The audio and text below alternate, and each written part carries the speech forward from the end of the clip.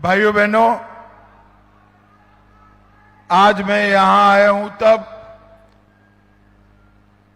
छत्रपति शिवाजी महाराज, छत्रपति संभाजी महाराज,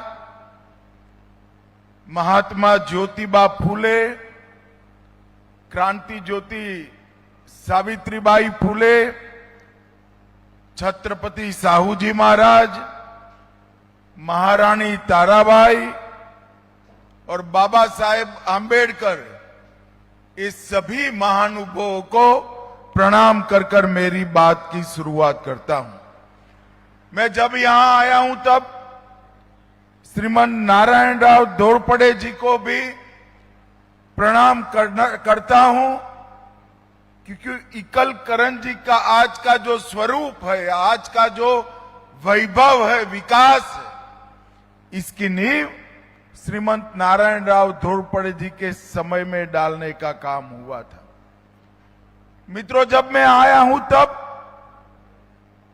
अभी एक भारत के लोकतांत्रिक इतिहास में बड़ी घटना हुई।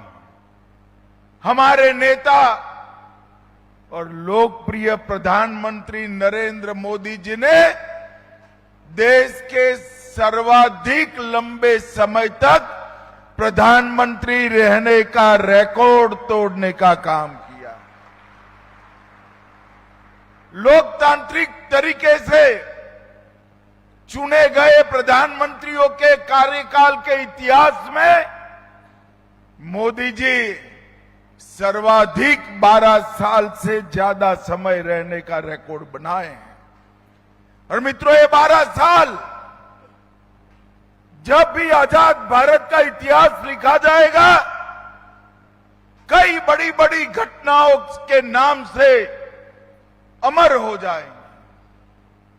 मैं आज यहां खड़ा हूं तब 12 साल पीछे मुड़कर देखता हूं, एक ऐसी सरकार थी जो देश में लगातार बम धमाके और हमले होते थे, मगर देश के प्रधानमंत्री के मुंह पर 20 मन का ताला लगा हुआ था, वो एक शब्द भी नहीं बोलते थे। वहां से निकलकर मोदी जी आए, भाजपा सरकार बनी, उरी पर हमला हुआ, पुलवामा में हमला हुआ, पहलगांव में हमला हुआ, कहीं सर्जिकल स्ट्राइक, कहीं एयर स्ट्राइक, और अंत में ऑपरेशन सिंदूर कर कर पाकिस्तान के घर में घुसकर आतंकवाद को जवाब देने का काम किया। पूरी दुनिया के सामने भारत ने अपनी जनता और अपनी सीमाओं की रक्षा का एक संकल्प हिमालय से भी ऊंचा कर कर दिखाने का काम किया है। मोदी जी के समय में ही सेनाओं का आधुनिकीकरण हुआ।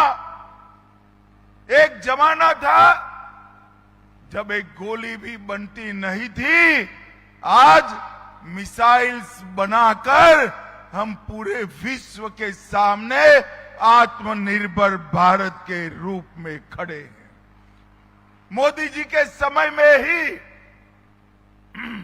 कश्मीर से आतंकवाद पर संपूर्ण प्रभुत्व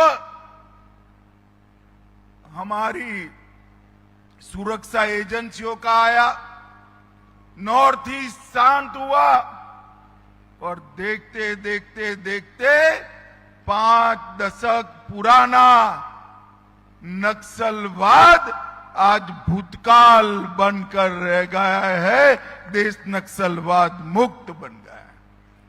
उनके समय में ही लद्दाख से, लक्षद्वीप से, पूर्वोत्तर से पंजाब तक शांति प्रस्तापित हुई। किसान से लेकर विज्ञान तक अनुसंधान का दौर चला।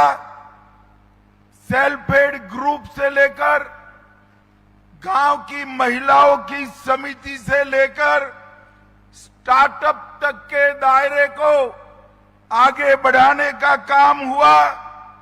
और मोदी जी एकमात्र प्रधानमंत्री है जिन्होंने सहकारिता की भी चिंता की और स्पेस में भी सिद्धि प्राप्त करने का काम किया। एक किसान, एक पशुपालक, इसकी चिंता उन्होंने सहकारिता के माध्यम से करी और स्पेस पे जो हम पिछड़े हुए थे, चंद्रयान को चंद्र के दक्षिण ध्रुव पर पहुंचाकर भारत का तिरंगा चंद्र पर फहराने का काम हमारे नेता नरेंद्र मोदी जी ने कहा। उनके समय में ही बरसों से अटकी हुई, गले की फांस बनी हुई धारा 370 समाप्त हुई। उनके ही समय में ही अयोध्या में आसमान छूने वाला राम का मंदिर बनाने का काम भी हुआ। औरंगजेब ने तोड़ा हुआ बाबा विश्वनाथ का कॉरिडोर फिर से बना, महाकाल का लोक बना और सोमनाथ का मंदिर भी स्वर्ण का बनने का काम हुआ है। उन्होंने विश्व में भारत की आवाज को सुनना पड़ेगा ये प्रस्तापित करने का काम किया। आज इंफ्रास्ट्रक्चर के क्षेत्र में 13,000 फीट पर सेला सुरंग, 10,000 फीट पर अटल सुरंग, सबसे लंबा अटल सेतु मुंबई में और असम में लोहित नदी पर भूपेन हजारिका सेतु, ये सारे इंफ्रास्ट्रक्चर इंजीनियरिंग के क्षेत्र में अजूबा बने हुए हैं। उत्तर प्रदेश में 594 किलोमीटर लंबा गंगा एक्सप्रेस, 700 किलोमीटर लंबा बुंदेलखंड और पूर्वांचल एक्सप्रेस बनाने का काम भी नरेंद्र मोदी जी के समय में हुआ। Mumbai coastal road, bullet train और ग्रीन फील्ड एयरपोर्ट और वाधवान का बहुत बड़ा पोर्ट बनाने का काम भी उनके ही समय में हुआ। मित्रों, आज मैं यहां आया हूं तब आज महाराष्ट्र के इस क्षेत्र में आया हूं जिन्होंने देश को मीठा रखने का काम किया है। अगर एक कोल्हापुर और पश्चिम महाराष्ट्र की शुगर मिले न होना तो पूरा देश मीठा नहीं खा सकता, पूरा देश मीठा खा सकता है। इसका कारण आपके यहां के शुगर का उत्पादन है।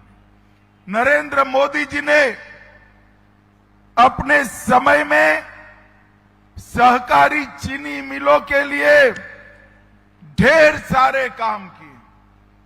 देवेंद्र जी ने उसको हरी इडली गिनाया, मगर मैं पूरा हिसाब किताब देकर जाऊंगा और पूछूंगा कि जो सहकारी क्षेत्र के सबसे बड़े लोग यहां से गए, उन्होंने अब तक क्या किया, ये कांग्रेस पार्टी ने क्या किया, इसका जवाब कांग्रेस पार्टी ने देना पड़ेगा।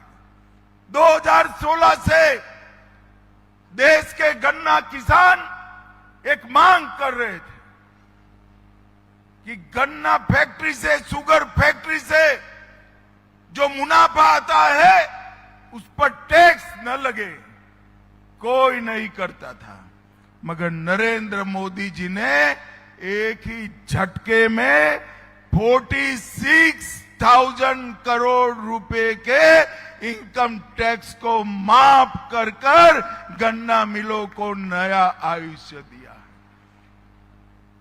जब कोरोना के बाद सभी गन्ना मिलें आर्थिक संकट में थी, मोदी जी ने निर्णय किया 10,000 करोड़ से ज्यादा ऋण सिर्फ महाराष्ट्र की गन्ना मिलों के लिए एनसीडीसी से दिया। जब मोदी जी आए उसके पहले इथेनॉल ब्लेंडिंग 1.5% था, 1.5%। परसों ही निर्णय हुआ है, अब इसको 30% तक ब्लेंडिंग ले जाने का काम भारतीय जनता पार्टी की सरकार ने किया है। मल्टीफीड संयंत्र बनाए, इथेनॉल पर से जीएसटी 28 से घटाकर 5% किया और इंडियन पोटास लिमिटेड ने बंद पड़ी हुई शुगर मिलों को भी चालू करने का काम किया। मित्रों, हम महाराष्ट्र में जितनी भी सहकारी मिले हैं, कोऑपरेटिव सहकारी मिले, उसमें से कुछ मिले ऐसी हैं जो इथेनॉल का कारखाना नहीं डाल सकती, सीबीजी नहीं बना सकती, इसके आगे के केमिकल प्रोसेस कर साइट्रिक एसिड का निर्माण नहीं कर सकते हैं। हम यही पश्चिम महाराष्ट्र में कोल्हापुर जिले में ही एक कोऑपरेटिव संयंत्र भारत सरकार लगाने जा रही है 1500 करोड़ रुपए से, जो सभी चीनी मिलों के इस सारे प्रोडक्ट बनाकर इसका मुनाफा वापिस चीनी मिलों में भेजेंगे। और मैं देवेंद्र जी को कहना चाहता हूं, हमारी दरखास्त जैसे ही देवेंद्र जी के पास पहुंची, एक ही फोन कॉल में, अभी तो फोन रखकर मैं एक मीटिंग कर वापिस आया, देवेंद्र जी की स्वीकृति मिल गई और 3 महीने के अंदर ही ये संयंत्र कोल्हापुर में लगने जा रहा है। इसी तरह से national heavy engineering cooperative Pune और 1500 करोड़ लगाकर इस संयंत्र को हम फिर से चालू करेंगे, जो देश भर की और दुनिया भर में शुगर मिल सप्लाई करने का काम करेगा, डेयरी के संयंत्र बनाएगा, इथेनॉल के संयंत्र बनाएगा, साइट्रिक एसिड और गोबर से या सीरे से सीबीजी गैस बनाने का संयंत्र भी वहीं बना जाएगा और ये संयंत्र बनाने का पूरा मुनाफा भी महाराष्ट्र की शुगर मिलों में वापस भेजा जाएगा। महाराष्ट्र की शुगर मिलों में ये 2 संयंत्र आने वाले दिनों में महाराष्ट्र की कोऑपरेटिव इंडस्ट्री को बहुत बड़ी ताकत देने वाले हैं। भाइयों बहनों, कांग्रेस पार्टी ने कभी किसानों की चिंता नहीं की। 10 साल तक वो आए, आज भी राहुल बाबा का भाषण सुनोगे, हमने किसानों का ऋण माफ किया था। अरे राहुल बाबा, जरा देश के किसानों को बताओ, 10 साल में आपने कितना ऋण माफ किया था? सिर्फ 60,000 करोड़ रुपया। इकल करेंसी वालों, जरा रिपीट करिए, कितना किया था ऋण माफ? 60,000 करोड़। जोर से बोलिए, कितना किया था?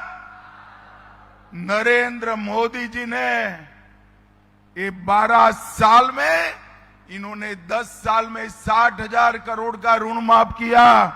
मोदी जी ने ये 12 साल में 22 किस्तों के माध्यम से 4,28,000 करोड़ रुपया किसान के बैंक अकाउंट में डाला है। हर साल 6,000 रुपया मोदी जी डालते। एक और कांग्रेस ने 12 साल में, 10 साल में 60,000 करोड़ रुपया माफ किया। और दूसरी ओर नरेंद्र मोदी जी ने 12 साल में 4,28,000 करोड़ रुपया किसान को सीधा बैंक अकाउंट में जमा किया, चाहे ऋण लिया हो चाहे न लिया हो। और भाइयों बहनों, मोदी जी ने डेयरी मंत्रालय और कोऑपरेटिव मंत्रालय बनाकर इस देश के ग्रामीण विकास में सहकारिता की भूमिका को फिर से एक बार मजबूती के साथ रखने का काम किया है।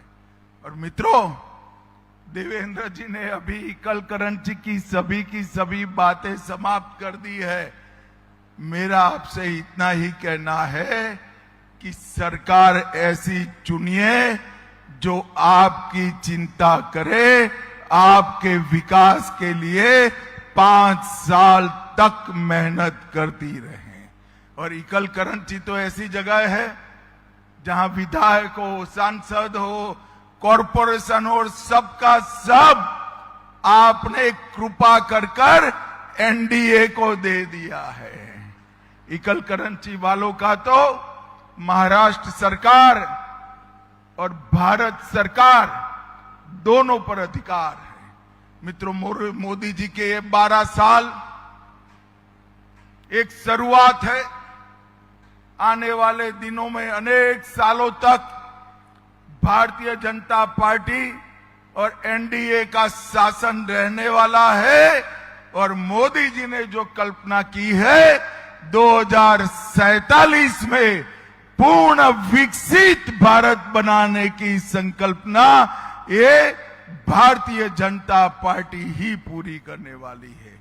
मैं आज फिर से दादा अवाड़े ने जो इतने लंबे समय तक सहकारिता क्षेत्र की सेवा कर एक मजबूत उदाहरण पूरे देश में प्रस्तुत किया है, उसको 2 हाथ जोड़कर सम्मान से प्रणाम करना चाहता हूं। और देवेंद्र जी ने कहा कि आप जरूर आइएंगे शताब्दी में। देवेंद्र जी, वादे की जरूरत नहीं है। इतने सारे लोगों के सामने मैं कह देता हूं कि दादा की शताब्दी में मैं जरूर आऊंगा जब उनके 100 साल होंगे। फिर से एक बार इकल करंची वालों का बहुत बहुत मनपूर्वक धन्यवाद। आज यहां पर एक छोटा सा कार्यक्रम था, सहकारी बैंक के मुख्यालय का उद्घाटन और साकार कारखाने का दादा के नाम से एक नए सिरे से शुरुआत। इसमें आप इतनी बड़ी संख्या में आए, आप सभी का बहुत बहुत धन्यवाद। वंदे मातरम।